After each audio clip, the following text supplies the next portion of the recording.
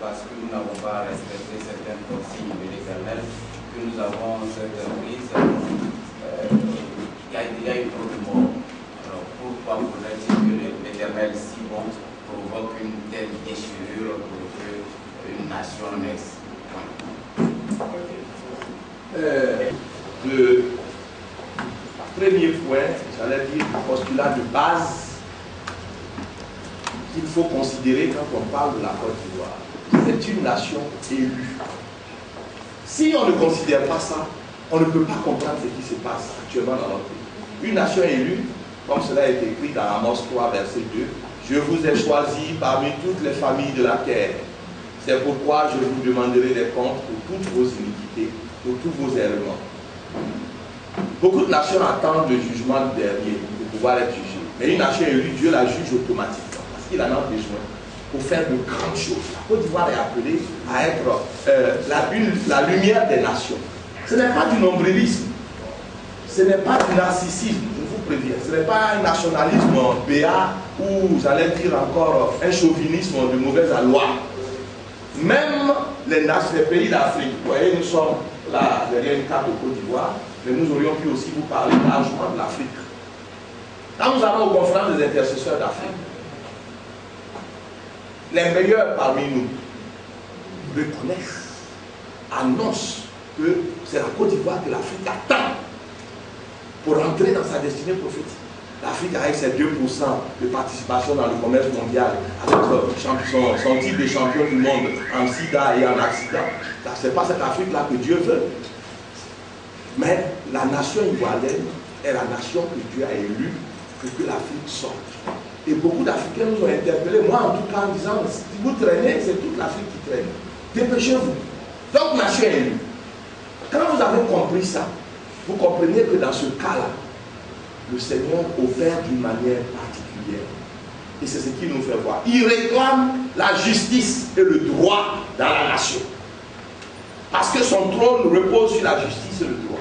Et quand cela n'est pas fait, la première déclaration que j'ai faite au quotidien intelligent lorsque je disais qu'il n'y aurait pas d'élection, ils m'ont demandé bien sûr pourquoi. J'ai dit parce que nous ne faisons pas ce que Dieu veut. Qu'est-ce que Dieu veut? J'ai dit justice, justice, justice. Voilà, j'ai dit 3 fois. Mais aujourd'hui, regardez les candidats. Tous les deux estiment que les condamnations dont ils sont l'objet proviennent d'une injustice. Celui qui est au golf trouve qu'il a gagné. Et injustement, il ne peut pas être au palais. Celui qui est au palais dit que c'est lui qui a gagné. Et le procès qu'on lui fait est injuste. Il a dit même le mot. Quand l'injustice était dans le pays, les élections sont injustes. C'est de ça que Dieu parlait. C'est pour ça qu'il a dit qu'il nous aurait pas senti le conseil, il y aura élection, mais il n'y aura pas d'élu. Vous êtes là, et il y aura vote plutôt, mais il n'y aura pas d'élu. Vous êtes témoin que j'ai fait cette déclaration ici, le 29 octobre, à 3 jours du 31. J'ai dit, le Seigneur dit, il va y avoir élection. Il va y avoir vote, excusez-moi. Il va y avoir vote, et il n'y aura pas d'élu. Nous sommes là avec 2 élus, il n'y a toujours pas d'élu. Donc, la réponse à votre question, c'est que nous n'avons pas pratiqué la justice selon Dieu. Nous n'avons pas pratiqué la justice selon Dieu. Et quand pour Dieu, il est temps de prendre une nation, il la corrige d'abord avant de la présenter au monde entier comme une nation modèle. Il vient, il va prendre la Côte d'Ivoire, il va en faire une nation modèle, mais il commence à corriger la Côte d'Ivoire. Nous sommes dans la période de correction. Et cette correction-là peut aboutir à la césarienne. C'est pour ça que nous nous alertons l'opinion nationale et internationale. Il suffit seulement de changer nos cœurs en sortant des clivages partisans et en ne regardant qu'à Dieu, sincèrement. C'est pourquoi nous avons proposé même d'ailleurs, j'allais dire cette formule, qui est très simple. Si tu aimes la Côte d'Ivoire, n'est-ce pas, confie-la exclusivement à l'Éternel Dieu, sans parti pris. Nous sommes obligés aujourd'hui de faire cela. Nous sommes en train de préparer des affiches, des affichettes, avec ça, faire même des sports si possible, pour que la nation soit touchée et qu'elle sache qu'il y a une solution. La seule, la solution qui vient de Dieu. Et pour atteindre Dieu, il faut que nos cœurs soient débarrassés de tous les clivages. Car aujourd'hui, pour rassembler les Ivoiriens, vous leur demandez qui est le président, vous aurez 200 cloches. C'est Dieu seul qui peut nous sortir de cette situation. Et quand il le fera, ça s'appellera un miracle. Et il est sur le point de le faire. Ok. Depuis plus d'un mois, les délégations sont venues encore de voir pour justement trouver un accord, pour trouver une solution.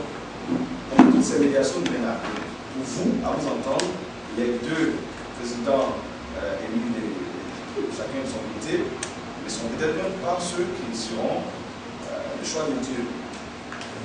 Il n'y a aucune médiation n'aboutira, ça c'est sûr. Deuxièmement, quand vous parlez du fait que ce n'est peut-être pas les deux qui sont là, ça, personne ne m'a entendu dire ça ici. Ce que je sais, c'est que Dieu est en train d'éprouver la nation et qu'au terme de cette épreuve, il va désigner celui qu'il veut. Si c'est l'un des deux, tout le monde va s'incliner. Si c'est un autre, personne ne pourra contester parce que ça viendra clairement de Dieu. Donc, je n'abonde pas dans la deuxième partie, mais je dis ce que j'ai déjà dit ici. Aucune médiation humaine ne résoudra ce problème. On pourra faire venir même, dites-moi qui, des extraterrestres. Il n'y aura pas de solution. Vous-même, vous le savez, regardez cette situation. Vous-même, vous le savez. Vous savez vous-même que personne ne s'aidera. Et il faut que Dieu intervienne. Or, pour qu'il intervienne, il faut que nous prions. Et pour que nos prières puissent le toucher, il faut que nos cœurs soient purs. Et pour que nos cœurs soient purs, il faut que nous laissions de côté nos tendances partisanes. Et que nous prions Dieu tout seul, en demandant que sa volonté soit faite. Et Dieu voit toujours dans nos cœurs. Parce que certains viennent dire que ta volonté soit faite, mais dans leur cœur, c'est toi-même que la volonté, c'est l'autre. Et là, Dieu considère que ce n'est pas la bonne prière. Donc nous devons d'abord commencer à restaurer nos cœurs. Il y a de grandes choses pour la Côte d'Ivoire. Mesdames et messieurs les journalistes. Et nous sommes coincés là, comme en face de la mer Rouge, avec les Égyptiens derrière nous. Il faut crier à Dieu avec un cœur pur. Et nous allons passer ce cap miraculeusement. Et toutes les nations qui nous ont persécutés vont être terrorisées. J'ai lu le passage de la Bible tout à l'heure, pour ceux qui n'étaient pas là. Elles seront terrorisées. Elles vont dire, mais si Dieu a fait ça pour ceux-là, on ne peut plus les toucher. Ils étaient morts, ils étaient ridiculisés, et voilà ce qu'ils sont devenus. Ça ne peut être que Dieu. Dieu ne partage pas sa gloire. Il va faire ça pour que tout le monde reconnaisse que c'est lui. Mais sinon, demain, M. Odinga va dire, c'est moi qui ai trouvé la solution. M. Obasanjo va dire, c'est après mon passage que tout s'est dénoué. Dieu ne laissera personne résoudre cette crise. C'est l'éternel Dieu, le Père de mon Seigneur et Sauveur, Jésus-Christ, qui va résoudre la crise. Et dans le monde entier, en Albanie, en Nouvelle-Calédonie, en Birmanie, des pays lointains et totalement fermés, on entendra parler de la solution que Dieu aura donnée à cette crise. Et les gens viendront à lui par ça. Voilà ce que j'ai à vous dire. On vous a appelé. Ça traîne. Parce qu'il peut y avoir deux formes de, j'allais dire, d'épreuves que Dieu vous fait subir. L'épreuve qui traîne, et puis on tue à Dieu coué, ça se donne l'impression de se calmer. Et il y a des tirs actuellement, selon certaines dépêches, à Bobo PK18 ce matin, depuis 7 heures, il va y avoir des dégâts humains, on va encore signaler. Et puis pendant 3 jours, bon, tout le monde mange bien son attiqué. Et puis au 4e jour, quelque chose éclate. Cette forme-là est douloureuse. Et au bilan, c'est catastrophique. La deuxième formule, c'est que les choses se fassent violemment. Et puis, en 1 jour, 2 jours, tout est terminé. Et nous ne voulons aucune de ces formules. Nous voulons l'accouchement sans douleur. Parce que toutes ces formules sont douloureuses. Même si la première douleur est édulcorée, elle traîne, on ne voit pas la concentration de morts. Au bilan, quand on fait le bilan, on dit tiens, il y a eu autant de morts que ça. La deuxième formule est violente, tout le monde sait que ça va entraîner beaucoup de morts, mais nous ne voulons rien de tout ça, on veut l'accouchement sans douleur. Et pour avoir l'accouchement sans douleur, il faut acter la main de Dieu dans le bon sens. C'est la prière. Et la bonne prière. Une prière, je peux l'expliquer, permettez-moi. C'est une substance, ou nous dirons une réalité spirituelle qui peut être quantifiée ou qui peut être qualifiée. La prière peut être de grande quantité, on appelle ça le volume de la prière. Alors tout le monde prie, mais ça peut ne pas être de bonne qualité. Comme le cacao. Vous pouvez envoyer 2 millions de tonnes si vous voulez. Mais quand ça arrive, on dit mais c'est du cacao mal séché, ce n'est pas bon. La prière peut être comme ça. Mais si la prière est de qualité, c'est-à-dire si les cœurs sont purifiés, parfois il ne faut que très peu de prière dans ce cas-là pour que la main de Dieu agisse.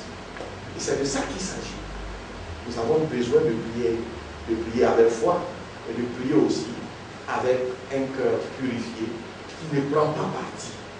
Et je dis que le diable nous a piégés parce que nous sommes tous partisans. Et c'est difficile aujourd'hui de prier sans penser que c'est l'autre qui a tort, relève mon candidat, et bien l'autre de l'autre côté aussi qui prie dans le même sens. Nous sommes piégés.